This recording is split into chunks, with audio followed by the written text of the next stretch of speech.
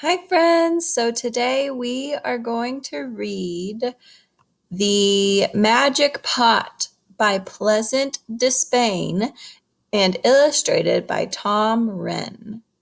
Once a poor but hard-working woodcutter was walking home from the forest and with an axe strapped to his back. Suddenly he came upon a large old pot made of brass. It was the biggest pot he had ever seen. "What a fine pot!" he exclaimed. "But how will I get it home? It is too heavy to carry. Wait, I know." He untied his shoulder strap and dropped the heavy axe into the pot. Next he tied one end of the strap through one of the pot's handles and the other end around his waist, and he began the hard work of dragging the clumsy pot down the path to his small house. The woodcutter's wife was most pleased to see the pot and said, "What a fortunate day, husband! You found a wonderful old pot and another axe." "No, wife, I just found the pot. The axe I had before." "But there are two axes in the pot," she said. The woodcutter looked inside and was speechless. Two identical axes set side by side.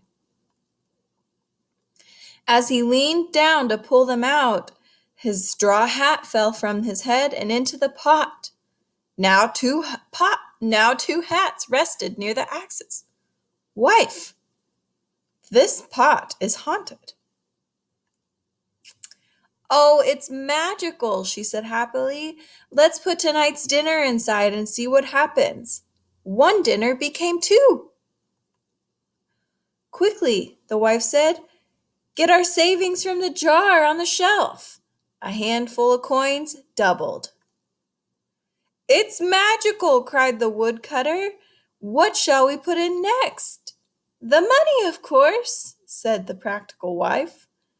"Let's get rich while we can." They placed the coins inside repeatedly, and the amount doubled each time.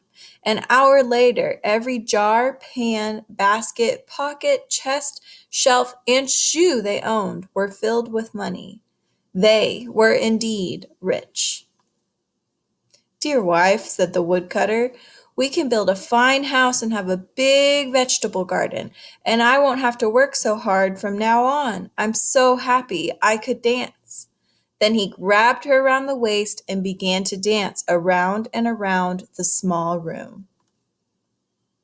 Suddenly he slipped on some loose coins and accidentally dropped his wife into the pot. He tried to pull her back out, but it was too late. He now had two wives. They stepped out of the pot and looked closely at each other. It was impossible to tell them apart. "What have I done?" cried the woodcutter. "Can a man live with two wives at the same time?" "Not in my house," said the first wife. "Not in my house," said the second wife.